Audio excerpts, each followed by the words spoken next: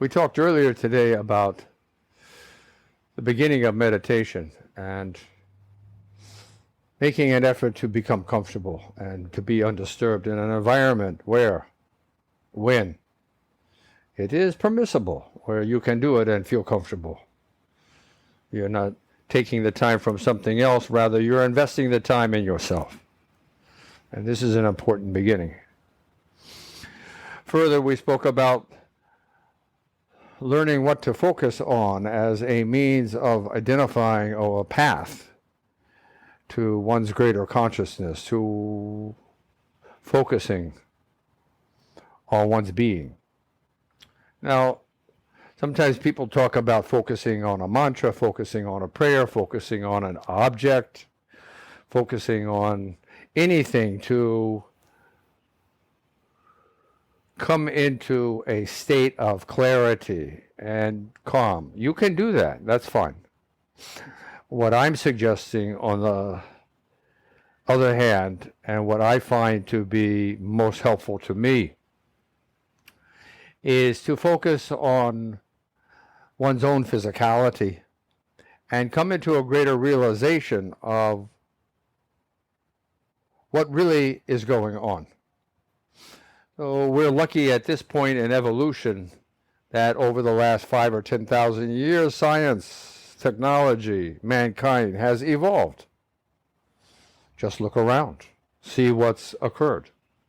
See what the knowledge is that we're contemplating, the Hubble and the Webb telescopes and electron microscopes and all these different kinds of things are showing us things that heretofore we never knew exists. So now we do. And it's opening up possibilities for us. This is where we're at in our quest to become better meditators. Well, we spoke this morning actually about becoming more aware of one's breathing, because this is something that's been utilized for thousands of years. We spoke about using one's pulse, which is not as common, but nonetheless common enough. And then we spoke about using one's, like I refer to it, as one's shimmering majesty, or one's vibration, or one's life energy, or life force that we can feel in the subtleness of our being if we are calm and clear and open-minded and allowing the possibilities that this exists, and then accepting that it exists when you begin to feel that your body is quivering, quaking with energy. It's a reach.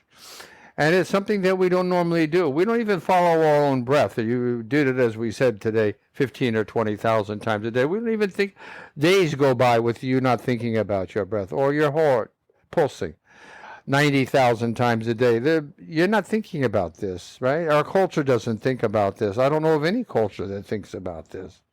These are the unknown elements of what we take for granted because we're on autopilot. Well,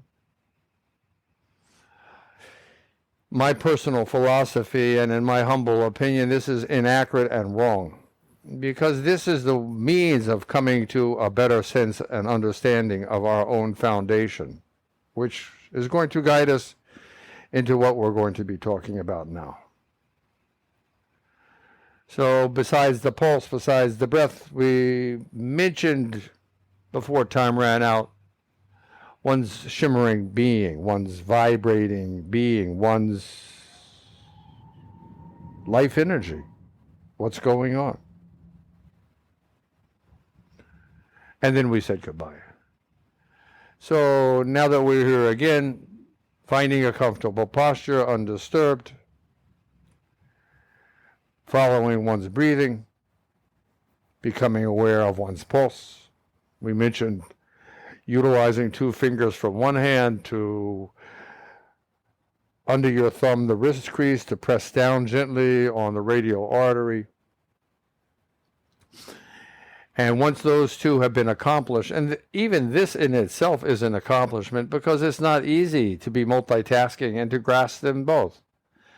one pops up, the other folds down. The other one pops up, and the first one folds down. And to hold both of them simultaneously in one's mind is what is a purpose of meditation in the first place, which is a focusing of one's attention, of one's energy on some object, idea, or thought that helps us, or process, or helps us have a sense of awareness and calm. So we're doing that right now. I'm asking you to breathe and to pulse and to shimmer. And doing it all at the same time, or best you can. And in so doing, beginning to feel a more comfortable and calming effect on your physicality. That the things that we were thinking about a few minutes ago before we began are fading away and detaching from our mind, because it's already that we have enough on our mind, these three things. Breathing, long and slow. We spoke about Ujjayi Pranayama, where one takes an inhale through one's nostrils long and slow, and pausing at the top once you're satisfied with the amount of air that you've inhaled, and then exhaling through your mouth with a sounded breath. And I suggested an awe, A-W-E, because I like to be in a state of awe. So selfishly, that's what I choose. You could say Om. You could just sigh. It's okay. I didn't, however, tell you one of the reasons why I feel this is such an important breath, and I'll discuss that briefly now. Because when you do this, do one with me right now. So we breathe in long and slow through our nostrils. We comfortably pause at the top. And as we exhale, again, whatever sound you want to, but make it so that you hear it, that you vocalize it to some degree. It doesn't have to be loud, but to some degree. And feel in your chest and your body what's happening. Oh.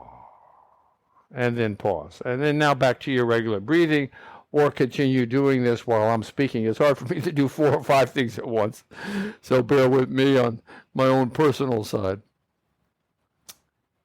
What are we doing? You're feeling the vibration of your voice echoing through your lungs and through your body. And you're introducing yourself to the capability that your body is vibrating. That's what I wanted to speak about and didn't get to. So as you are exhaling in a sounded breath in Ujjayi Pranayama, Ujjayi is U-J-J-A-Y-I, U-J-J-A-Y-I,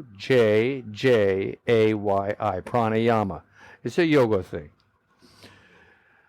But you don't need to be a yogi to do that. But we're all yogis anyway, just like we're all meditators anyway, even though oftentimes we don't think of ourselves as that, or we're busy doing something else. So you're feeling this sense of vibration, a sense of something going on.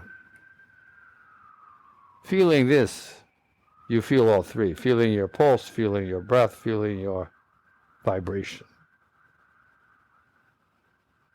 You may put your fingertips together. This can be helpful. That you feel this, not tightly, but very loosely, like they're just touching.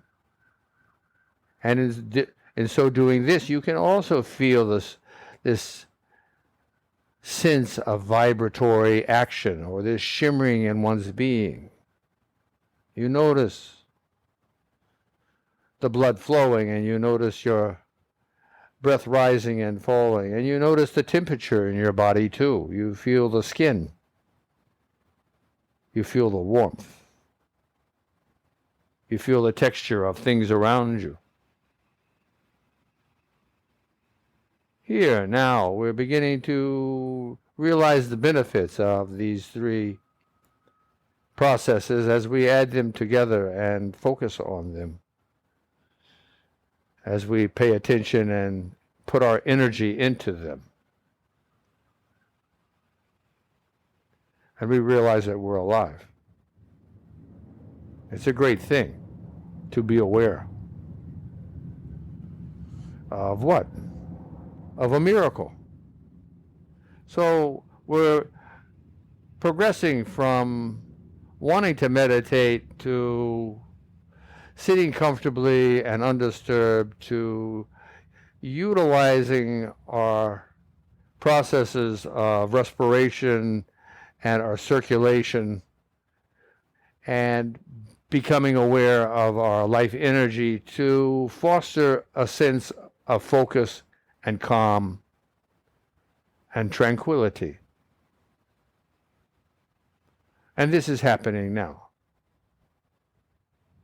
And in feeling the warmth of feeling the sensations and the sensitivities of our senses, you may feel something in your sense of smell or your sense of taste.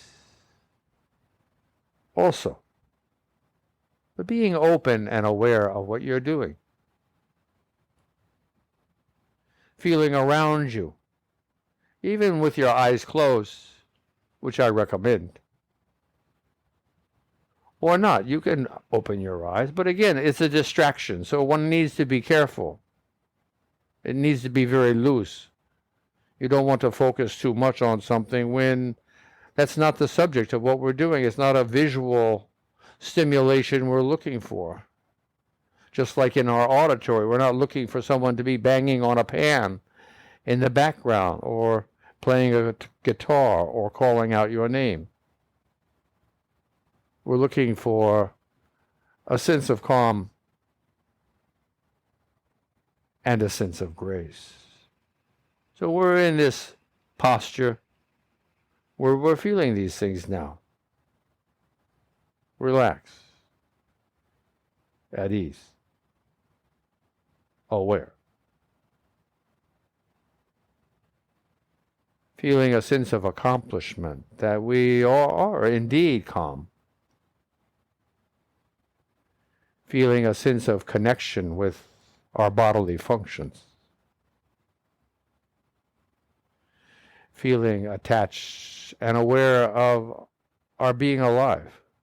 This brings us to another stage of our meditation, which is to analyze whom we are. Who are you? Whom am I? And how did we get here? And what can we do with our awareness that we've now cultivated? And we want to better understand.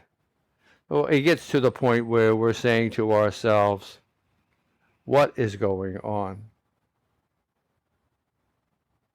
And we can take a good look. We can analyze this. We can go back in time to our birth. And we can go back in time to our womb. And we can go back in time to our conception. And think about this, because now we have technology and we have science explaining to us what's going on and what is it that's actually happening. And we have DNA from your mother and father coming into a cell and joining together, in an egg and joining together. This is all of the history of mankind coming into what is going to become you. And it's a lot. But in this state of being calm and open-minded, we can allow this to be on our platter. We can allow this in our consciousness, that this is not something that we're afraid of, but something that we can embrace and be aware of and think about and become mindful of. So here we are, an egg that has been fertilized and is beginning to grow. Between the time that it is fertilized and begins to grow and the moment that you are born, that you come out of the birth canal, you change, you evolve In fact, you evolve from one cell, this egg, to over 1,000,000,000,000 cells. 1,000,000,000,000 is 1,000,000,000,000,000 cells. So you have from one cell to 1,000 times 1,000,000,000 cells when you're born. So when you hear someone say, we are bundles of miracles, then this is one way that you can look at this. And this is a way that helps one gain a sense of perspective, a way of widening one's vision and one's view. This is why I feel it has a great deal of value, because all of a sudden, it's not something outside of oneself that you are viewing, an object. It is yourself. It is you. You are a bundle of miracles that have been born, that are the product of the DNA of your parents. And now, when you realize that this is the same thing that's happened to both of your parents, and both of their parents, and both of their parents, and both of their parents, thousands of times. Now you're seeing another sense of a miracle, that all of this has been pursued and progressed over a period of time. And we call this lightly, we call this evolution. And this is evolution in the sense of a primate or Homo sapiens or different Homo erectuses and different Homos that we have progressed through to become whom we are today. This is another sense of the miracle of creation. This now is changing the elements of what we're thinking about. We're not thinking about Buddhism, we're not thinking about Hinduism, we're not thinking about Christianity, we're not thinking about Islam, we're not thinking about any of these religions or cultures that have become so popular and so important in the last 2 or 5 or 10,000 years, but we're talking about creation now. We're talking about the time of evolution now. And I'm going to leave you with these thoughts right now, because again, the time flies so quickly when you're talking about a subject like this, and I don't want to spend too much time in any one session. Okay? So I'm going to bid you adieu, and I'll talk to you later. Okay. Bye-bye.